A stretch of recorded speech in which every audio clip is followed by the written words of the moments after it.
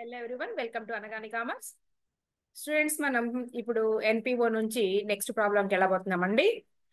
మనం ఫస్ట్ ప్రాబ్లంలో recipient payment account ఇచ్చి అండ్ అడిషనల్ ఇన్ఫర్మేషన్ ఇచ్చినప్పుడు ఇన్కమ్ అండ్ ఎక్స్పెండిచర్ ఎలా చేయాలనేది చేసాము. ఆ నెక్స్ట్ ప్రాబ్లమ్స్ లో మళ్ళీ ఇన్కమ్ అండ్ ఎక్స్పెండిచర్ అకౌంట్ నుంచి మనం recipient payment account and balance sheet ఎలా వేయాలో చూసామండి. ఇప్పుడు నెక్స్ట్ ప్రాబ్లంకి వెళ్దాం. స్టూడెంట్స్, షేర్ చేస్తున్నానండి. ఓకే. ఓకే అండి. 18th problem. మనకి దీని ప్రీవియస్ క్లాస్ లో ప్రాబ్లం నెంబర్ 17 లో మనకి రిసిప్టెంట్ పేమెంట్ ఇచ్చి, ఓకే, రిసిప్టెంట్ పేమెంట్ అకౌంట్ నుంచి మనం ఏమేమి కనుక్కున్నాము? ఇన్కమ్ అండ్ ఎక్స్పెండిచర్ అకౌంట్ వేయడము, నెక్స్ట్ బ్యాలెన్స్ షీట్ ఎట్లా వేయాలి అనే దాని గురించి చేసాము. ఇప్పుడు ప్రాబ్లంలో ఏమి ఇచ్చారు చూద్దాము. Problem number 18 page number 218. Balance sheet ఇచ్చారండి. మనకి బ్యాలెన్స్ షీట్ తో స్టార్ట్ అయింది. బ్యాలెన్స్ షీట్ ఎప్పటిది అంటే ఇది 31 మార్చి 2021 balance sheet. Okay, balance sheet 31 మార్చి 2021. ఓకే, మనకి రిసిప్టెంట్ పేమెంట్ మార్చ్ 22 31 మార్చి 2022. మనం ఏం కనుక్కోవాలి? ఇదిగోండి, you are required to prepare income and expenditure account for the year ended 31 March 2022.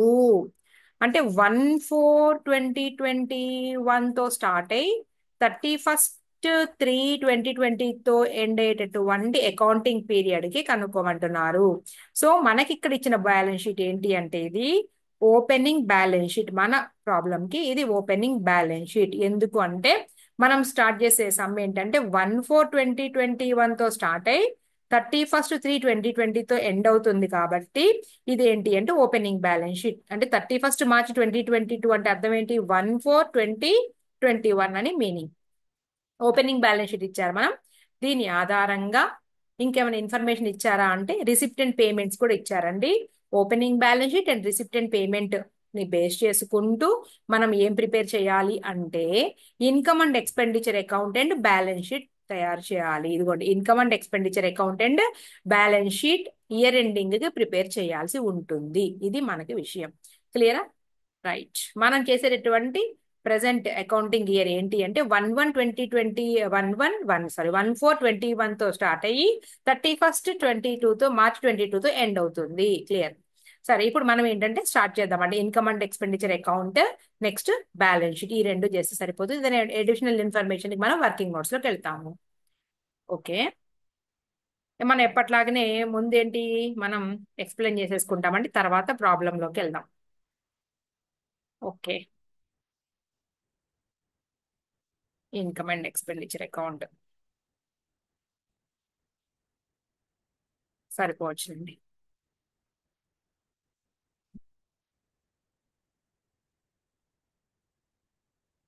Okay,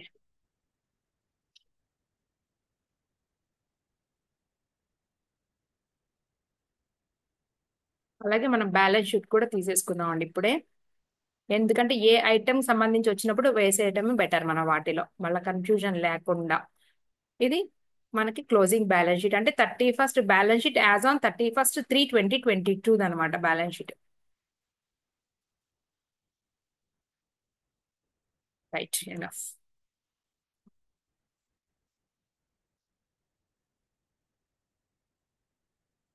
okay, మనల్ని అడిగినటువంటివి ఇది balance sheet. Balance sheet as on a year కి 31/3/2022. లయబిలిటీస్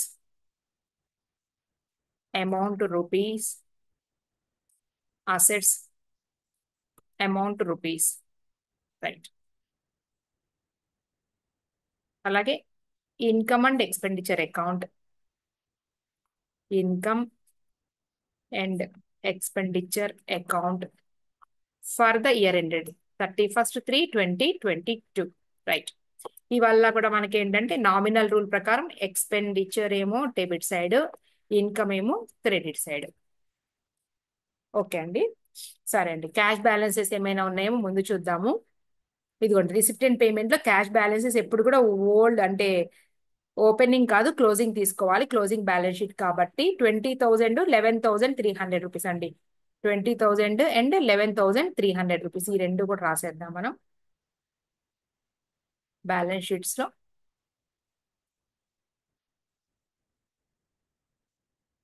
ఒక నిమిషం, కర్సర్ వెళ్ళిపోతుంది. Okay, cash in hand, next bank. ఎంత అనుకున్నాం అండి అమౌంట్స్? 20, ఇదిగోండి 20,000 ఇవ్వకోండి అమౌంట్స్. ఎక్కడ నుంచి తీసుకున్నామండి మనం? రిసిప్ట్ అండ్ పేమెంట్ అకౌంట్ లో తీసుకున్నాం. 20,000 11,300, 20,000 11,300. ఎక్కడ రాస్తున్నామండి మనం? బ్యాలెన్స్ షీట్ లో రాస్తున్నాం, క్లోజింగ్ బ్యాలెన్స్ షీట్ లో. మర్చిపోకూడదు మనం చేసేటటువంటి లెక్క. ఓకే, ఇంతవరకు అయిపోయింది. ఇక రండి లైన్ లోకి. Okay, right. మనం ఎక్స్పెండిచర్ వైపు రాసేద్దామండి ఫస్ట్. ఇదిగోండి సమ్ ఇక్కడ నుంచి స్టార్ట్ అయిందండి. ఇదిగోండి 18th ప్రాబ్లం. మనకి ఓపెనింగ్ బ్యాలెన్స్ షీట్ కూడా ఇచ్చారు. ఇక్కడ నుంచి లెక్క స్టార్ట్ అయింది. మనం దీన్ని చూసుకుంటూ రాయాలి జాగ్రత్తగా. ఫస్ట్ పాయింట్, మనకి ఎలక్ట్రిక్ చార్జెస్ 7,200 రూపీస్. దీనికి ఏమైనా అడ్జస్ట్మెంట్ ఉందేమో చూసుకుంటూ రాయాలి. అడ్జస్ట్మెంట్స్ ఒకసారి చదువుకోండి. మెంబర్షిప్ సబ్స్క్రిప్షన్ ఇది. Provide for outstanding rent and salaries. Books to be depreciated 10% including additions. అంటే ఏమైనా కొంటే దాని మీద కూడా చూడండి 10% కి. Electrical fittings and furniture are also to be depreciated at the same, అంటే 10% కి. 75% of the entrance fees is to be capitalised. అంటే మిగిలిన 25% ఏంటి అంటే అది రెవెన్యూ నేచర్ గా ట్రీట్ చేయమంటున్నారు. Interest on securities is to be calculated at the rate of 5% per annum including purchases made on 1/10/2021. అంటే సెక్యూరిటీస్ లో 40,000 రూపీస్ October 1, 2021లో కొన్నవి కలిసి ఉన్నాయి అని చెప్తున్నారు. క్లియరా? సరే, ఇప్పుడు మనకి ఏంటి అంటే మనకి ఇచ్చినటువంటి పాయింట్ ఏదైతే ఉందో, ఎలక్ట్రిక్ చార్జెస్ కి no adjustment. So income and expenditure లో మనం expenditure side to electric charges 7,200 rupees. Next ఇక్కడ మనకి ఇచ్చారండి ఎలక్ట్రికల్ ఫిట్టింగ్స్ అని. ఇది అసెట్, ఎలక్ట్రిక్ చార్జెస్ తో సంబంధం లేదు. మనము టెలిఫోన్ ఇన్స్టాలేషన్ చేస్తామండి. టెలిఫోన్ ఇన్స్టాలేషన్ అనేది క్యాపిటల్ ఎక్స్పెండిచర్. టెలిఫోన్ బిల్లు కట్టడం అనేది రెవెన్యూ ఎక్స్పెండిచర్. అలా. తర్వాత postage and stationery no adjustments 5,000 rupees. No adjustments అండి, లేదు ఎక్కడ కూడా. Postage and stationery 5,000 rupees. To postage and stationery 5,000 rupees. Adjustment ఏం లేదు. Next point, telephone charges 5,000 rupees. Telephone charges 5,000 rupees. Adjustment దీనికి కూడా ఏం లేదండి. Telephone charges. ఒక్క నిమిషం, మనకి బ్యాలెన్స్ షీట్ లో ఏమైనా ముందుగా పే చేసిన ఏమైనా ఉన్నాయో చూసుకుందాం. ఎక్స్పెన్సెస్ పేయబుల్ అన్నారండి 7,000 రూపీస్. ఎక్స్పెన్సెస్ అన్నారు అంతే. ఎక్స్పెన్సెస్, చెల్లించాల్సినటువంటి ఎక్స్పెన్సెస్. దీనిని మనం ఎక్కడ తీసుకుంటామండి? మనకి ఓపెనింగ్ బ్యాలెన్స్ షీట్ లో ఇచ్చారు అంటే అర్థం ఏంటి అంటే లాస్ట్ ఇయర్ పే చేయాల్సి ఉన్నటువంటి ఎక్స్పెన్సెస్ అన్నమాట ఇది. లాస్ట్ ఇయర్ పే చేయాల్సినటువంటి 7,000 రూపాయల్ని ఎక్స్పెన్సెస్ ఈ సంవత్సరం పే చేసి ఉన్నారు అని మీనింగ్ ఇక్కడ. ఎక్కడైనా ఉన్నాయో చూద్దాం మనం. అవుట్ స్టాండింగ్ ఎక్స్పెన్సెస్ పేడ్ అన్నారు కదండి. సరే, ఆ పాయింట్ వచ్చినప్పుడు చూద్దాం. ఇప్పుడు ఏంటి అంటే మనకి టెలిఫోన్ చార్జెస్ 5,000 రూపీస్ రాసుకోండి యాజ్ ఇట్ ఈస్ గా. Telephone charges telephone charges 5,000 rupees. Okay, no adjustment. తర్వాత బుక్స్ పర్చేజ్ ఇవన్నీ కూడా మనకి ఏంటంటే క్యాపిటల్ నేచర్ ఐటమ్స్. డిప్రిసియేషన్ ఏమైనా ఉంటుంది లాస్ట్ చూద్దాం. Out standing expenses paid 7,000 rupees. Out standing అంటండి, అంటే ఈ ఇయర్వి కాదు. ఇక్కడ బ్యాలెన్స్ షీట్ లో చూపిస్తున్నారు కదా. అవుట్ స్టాండింగ్ అంటే ఏంటంటే లాస్ట్ ఇయర్ పే చేయాల్సినటువంటి ఎక్స్పెన్సెస్ ఏవైతే ఉన్నాయో 7,000 రూపాయలు పే చేయకపోవడం వలన బ్యాలెన్స్ షీట్ లో అలాగే లయబిలిటీస్ చూపించారు. అవి ఈ సంవత్సరం పేమెంట్ గా చెల్లించారు, కానీ మనము తీసుకోవాల్సిన అవసరం లేదు. ఎందుకు తీసుకోవాల్సిన అవసరం లేదు అంటే మనకి ఇది రిసిప్టెంట్ పేమెంట్ లో ఇచ్చారు అంటే అది ఏ ఇయర్ పేమెంట్ అయినా కానీ తీసుకుంటాడు, కానీ ఇన్కమ్ అండ్ ఎక్స్పెండిచర్ లో ఆ ఇయర్ మాత్రమే రికగ్నైజ్ చేయాలి. ఇది లాస్ట్ ఇయర్ కాబట్టి లీవ్ ఇట్, వదిలేయండి, తీసుకోవద్దు. నెక్స్ట్ రెంట్ కి సంబంధించి అడ్జస్ట్మెంట్ ఉంది. ఆ అడ్జస్ట్మెంట్ ఏంటంటే ఇదిగోండి, provide for outstanding rent 4000 rupees అండి. రెంట్ 4000 రూపీస్ యాడ్ చేయాలి. అసలు ఇక్కడ రెంట్ ఎంత అంటే 88,000 కి 4000 యాడ్ చేయండి. To rent to rent 88,000 rupees plus out standing 4000, 92,000 rupees. వెంటనే ఈ అవుట్ స్టాండింగ్ ని మనం మర్చిపోకుండా లయబిలిటీస్ లోకి తీసుకొచ్చేసి అవుట్ స్టాండింగ్ ఈ సంవత్సరానికి అవుట్ స్టాండింగ్ కదండి 4000 రూపీస్ రాసుకోండి. నెక్స్ట్ పాయింట్ వద్దాం.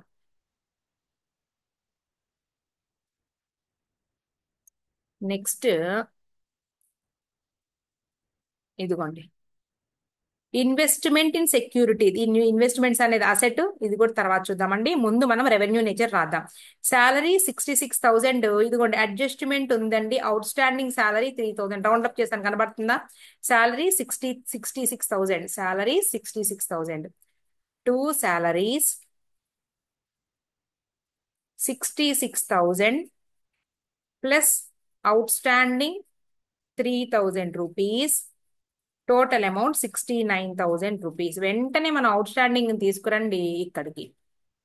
Out standing salary 3,000 rupees, right? ఇది రెంట్ అనుకుంటా కదండి.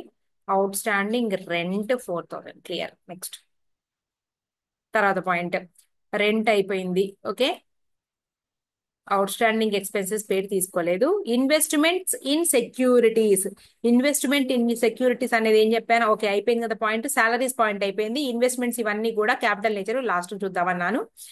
ఓకేనా? ఇప్పుడు చూద్దాం అగండి ఈ పాయింట్స్ అన్ని కూడా. ఈ పాయింట్స్ అన్ని కూడా చూసే ముందు మనము ఒకసారి క్రెడిట్ సైడ్ ఉన్న డెబిట్ సైడ్ ఉన్న రిసిప్ట్స్ లో కూడా మనకి రాసుకునే అమౌంట్స్ రాసేద్దాం. ఫస్ట్ రెవెన్యూ నేచర్వి. ఎంట్రన్స్ ఫీజ్ 30,000 రూపీస్ అన్నారు. ఆ 30,000 రూపీస్ లో 75% క్యాపిటలైజ్ చేయమన్నారు అంటే 25% revenue nature. Entrance fees 30,000 rupees, credit సైడ్కి వచ్చేసేయండి. By entrance fees 25% of 30,000, 7,500 rupees. Next membership subscription 2,00,000 rupees. Subscription ఇది మనకి adjustment. Membership subscription included 10,000 received in advance. Next year ఏదైతే ఉందో ఫాలోయింగ్ ఇయర్ ఇప్పుడే వసూలు చేసుకున్నామండి. సో మనం 2,00,000 రూపీస్ లో కలిసి ఉంది, సో తీసేయాలి మనం. Okay, by subscriptions 2,00,000 rupees minus received in advance 10,000 rupees less చేస్తే 1,90,000 రూపీస్. దీన్ని వెంటనే మనం రిసీవ్డ్ ఇన్ అడ్వాన్స్ ఏదైతే ఉందో బ్యాలెన్స్ షీట్కి రండి. Subscriptions received in advance 10,000 rupees. Next sale proceeds of newspaper 1,500 అండి. 1,500 రూపాయలు. ఏంటి అంటే sale proceeds of old papers 1,500 rupees ఆదాయం వచ్చింది. Old newspaper sales 1,500 rupees. Next point చూద్దామండి. హైయర్ ఆఫ్ లెక్చరర్ హాల్ నుంచి రెంట్ వచ్చిందట 20,000 రూపాయలు. By hire of lecturer hall. ఇంకొక పాయింట్ ఏదో ఉంది చూద్దాం. ఇంట్రెస్ట్ ఆన్ సెక్యూరిటీస్, దీని గురించి మాట్లాడదామండి మనం. ఇంట్రెస్ట్ ఆన్ సెక్యూరిటీస్ గురించి మాట్లాడదాం. ఓకే, మనకేమన్నారంటేనండి అసలు మొత్తము సెక్యూరిటీస్ లో 40,000 రూపీస్ మనం పెట్టుబడి పెడితే ఇక్కడ లాస్ట్ ఒక పాయింట్ అన్నారు, ఈ పాయింట్ దగ్గరికి రండి. Interest on securities is to be calculated 5% per annum including purchases made on 1/10/2021. Okay, right. ఇక్కడ ఏమంటున్నాడు, ఈ 40,000 సెక్యూరిటీస్ ఏవైతే ఉన్నాయో అవి ఎప్పుడు కొన్నవి అంటే మనకి 1/10/2021లో కొన్నారట. ఆ కొన్న సెక్యూరిటీసే మనకి ఇక్కడ ఉన్నటువంటి ఈ పేమెంట్ లో ఇచ్చినటువంటి 40,000 రూపీసా అని మీకు డౌట్ వస్తుంది. ఒక్కసారి చూసుకోండి. ఇన్కమ్ అండ్ ఎక్స్పెండిచర్ అకౌంట్ మనకి ఎప్పటిది ఇది? మార్చి 31, 2021 అంటే 1/4/2020తో స్టార్ట్ అయ్యి 31/3/2022తో ఎండ్ అవుతుంది. మనకి ఇన్వెస్ట్మెంట్స్ ఇన్ సెక్యూరిటీస్ 40,000 రూపీస్ ఉంది. క్లియర్? ఇక్కడ ఏమంటున్నారు మనకి, ఈ 40,000 securities interest on securities is to be calculate 5% including purchases, okay, made on 1/10/2021 for 40,000 rupees అట. ఇప్పుడు ముందు మనం క్యాలిక్యులేట్ చేద్దామండి. ఎన్ని నెలలకి మనకి ఇప్పుడు 10 months, 10th మంత్ అంటే 6 months, అంతే. అక్టోబర్, నవంబర్, డిసెంబర్, జనవరి, ఫిబ్రవరి, మార్చి. ఓకే, సో మనకి 40,000 ఇంటూ 5% ఇంటూ 6/12. మనకి 5% అనగానే మనకి 2,000 కదండి. 2,000లో మనకి ఎంత వస్తుంది లెస్ చేస్తే? 40,000 5% అంటే అంతే కదా, 2,000 అంటే 1,000 రూపీస్ అండి. ఇక్కడ ఎంత ఇచ్చారు మనకి? ఇంట్రెస్ట్ ఆన్ సెక్యూరిటీస్ 8,000 రూపీస్ మనం ఇంట్రెస్ట్ రిసీవ్ చేసుకున్నట్టు మనకి ఇచ్చేసారు ఆల్రెడీ. ఇక్కడ ఏమన్నారు, ఇన్వెస్ట్మెంట్ ఇన్ సెక్యూరిటీస్ 40,000 40,000 రూపాయలు ఇన్వెస్ట్ చేశారట. ఓకేనా? మనం దీనికి మనం క్యాల్కులేట్ చేసుకోవాలి. అలాగే మనకి ఇక్కడ ఏమైనా ఉన్నాయేమో ఒక్కసారి చూద్దాం, ఆగండి. ఇదిగోండి, ఇన్వెస్ట్మెంట్ ఇన్ సెక్యూరిటీస్ 1,50,000 రూపీస్.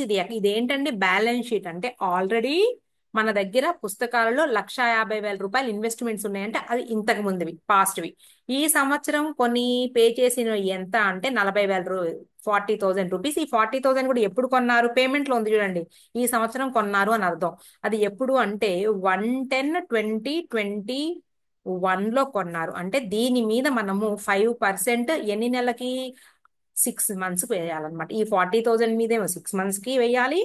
అయితే మనకు అసెట్స్ ఏవైతే ఉన్నాయో ఆల్రెడీ బ్యాలెన్స్ లో చూసుకోవాలండి. అందుకని లాస్ట్ చెప్తానన్నా నేను. సో మనం ఏంటి, ఇంట్రెస్ట్ ఆన్ ఇన్వెస్ట్మెంట్ వచ్చేటప్పటికి 1,50,000 మీదేమో 5%, అంతేనా? 5% ఎంత వస్తుందండి మనకి? 7,500 రూపీస్, రైట్?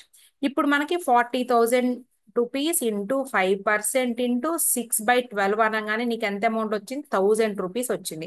అంటే టోటల్ మనకి ఇంట్రెస్ట్ వచ్చేటప్పటికి 8,500 rupees total interest on investments. క్లియరా?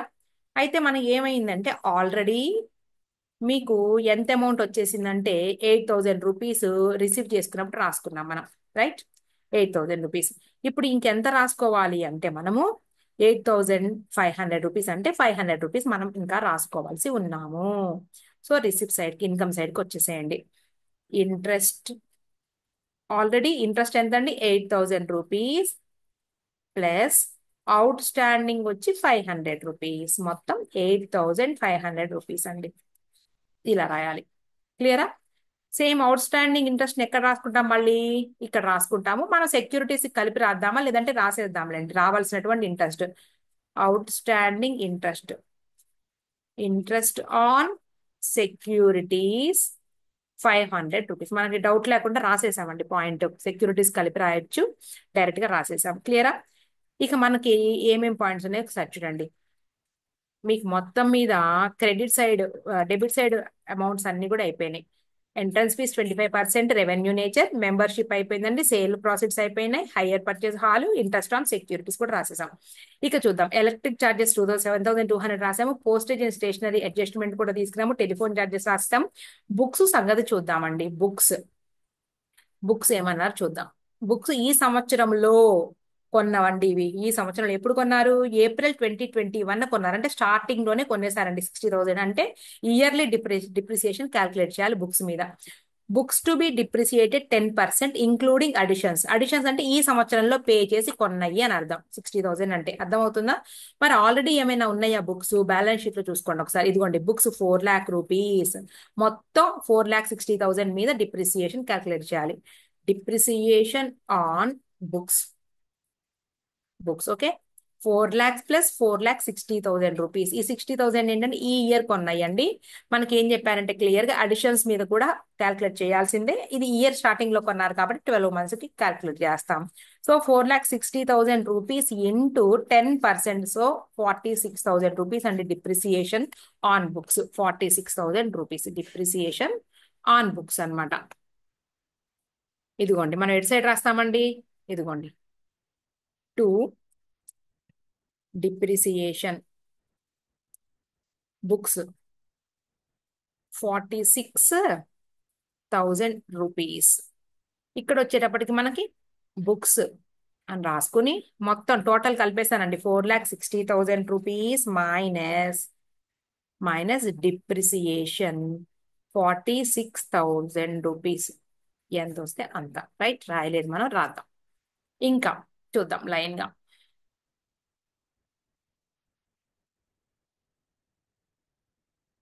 ఓకే, ఏమి ఇచ్చారు చూడండి. ఇంకా ఇదిగోండి మెంబర్షిప్ ఫీజు అయిపోయింది. ప్రొవిజన్ ఫర్ అవుట్ స్టాండింగ్ అయిపోయిందండి. Books okay. ఇంకా ఉన్నాయి. Electrical fittings and furniture are also to be depreciated the same. Electrical fittings and fittings అట చూద్దాం. ఏమైనా ఎలక్ట్రికల్ ఇప్పుడు ఏమైనా కొన్నామా అంటే ఏమి ఇవ్వలేదండి. డైరెక్ట్ గా మనం వీటి మీద ప్రొవైడ్ చేయడమే. ఇదిగోండి ఎలక్ట్రికల్ ఫిట్టింగ్స్ 1,50,000 రూపీస్. అలాగే ఫర్నిచర్ 50,000 మీద మనం ప్రొవైడ్ చేయాలి. Okay, electrical fittings two.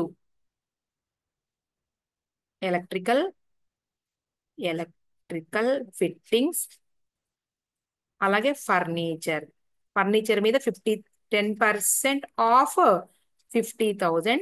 ఇది 10% ఆఫ్ 1,50,000 అంటే 15,000 ఏమో మనకి ఎలక్ట్రికల్ ఫిట్టింగ్స్ మీద, 5,000 రూపీస్ ఏమో మనకేంటి అంటే ఫర్నిచర్ మీద. మనం వెంటనే ఏం చేద్దామంటే అసెట్స్ లో కూడా చూపించేద్దామండి.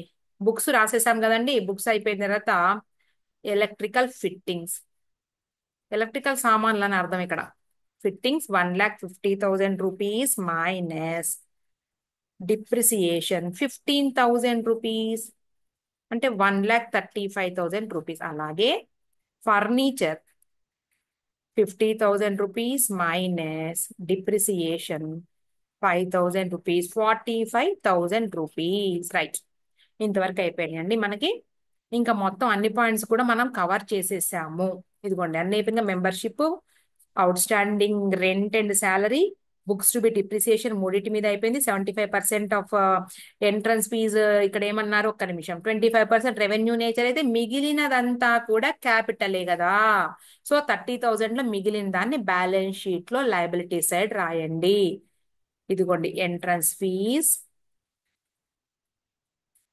అయితే దీన్ని మనం క్యాపిటల్ ఫండ్ కలిపి చూపిద్దాంలేండి. మనకి క్యాపిటల్ ఫండ్ ఉంటుంది కదా. Capital fund opening balance sheet లో క్యాపిటల్ ఫండ్ కలిపి ఈ ఎంట్రన్స్ ఫీజు కూడా చూపిద్దాం. ఎంట్రన్స్ ఫీ 75% అంటే మనకి 22,500 రూపీస్. అలాగే సర్ప్లస్ వచ్చిద్దా డెఫిసిట్ వచ్చిద్దో చూద్దాము. క్లియరా? దాదాపుగా అయిపోయినట్టే. పాయింట్స్ ఒకసారి అన్ని అయినాయో లేదో కవర్ చేద్దాం మనం. బ్యాలెన్స్ షీట్ కూడా రండి ఒకసారి. ఎలక్ట్రికల్ ఫిట్టింగ్స్ ఎంటర్ చేసేసామండి. ఫర్నిచర్ అయిపోయింది. Books, investment on securities 1,50,000 rupees రాసామో లేదో డౌట్ గా ఉంది. ఇన్వెస్ట్మెంట్ ఆన్ సెక్యూరిటీస్ రాయలేదు. 1,50,000 రూపీస్. ఇదిగోండి ఇక్కడ రాస్తున్నాం. Investments 1,50,000 rupees. ఏమండి ఈ ఇంట్రెస్ట్ కలిపి రాయొచ్చు, కానీ మనం ఇగ్నోర్ చేస్తామేమో అనేసి ముందే రాసేసాం. No problem. 1,50,000 రూపీస్ ఇన్వెస్ట్మెంట్స్ కూడా రాసాము. ఇప్పుడు ఇంకా ఏమైనా పాయింట్స్ బ్యాలెన్స్ షీట్ లో ఏమైనా మిగిలినవి ఇంకా చూద్దాం. ఇదిగోండి ఇది మనకు సమ్ ఇక్కడ నుంచే కదా.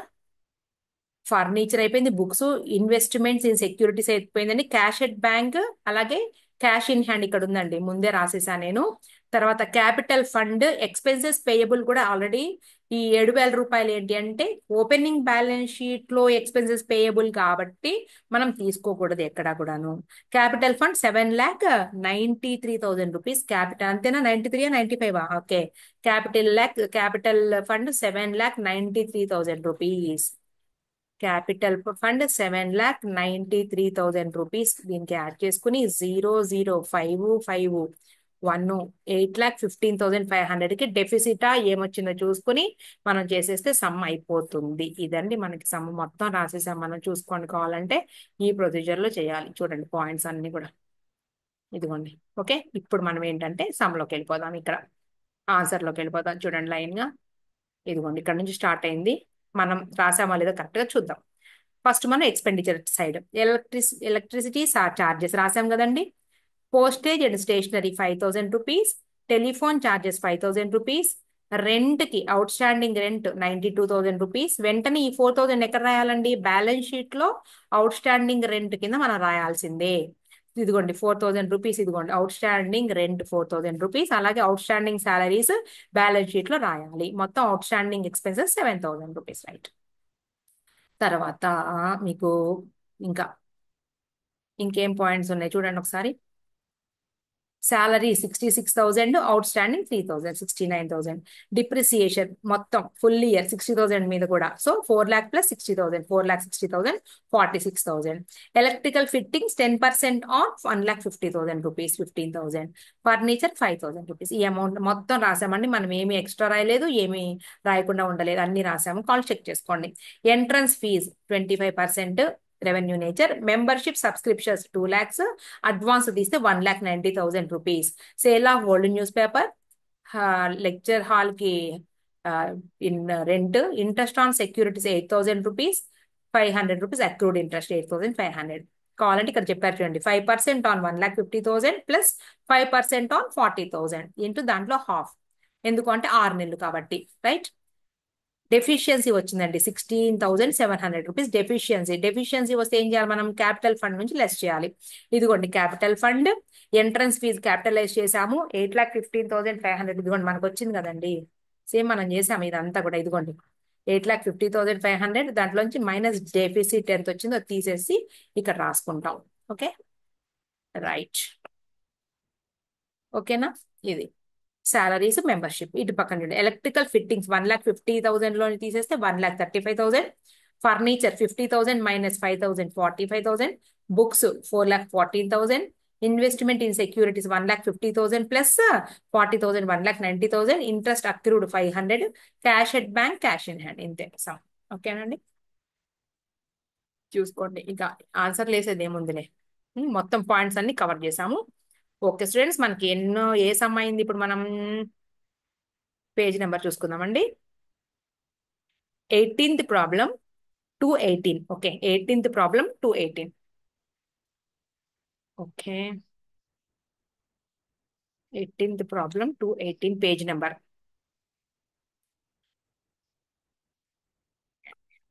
ఒక నిమిషం.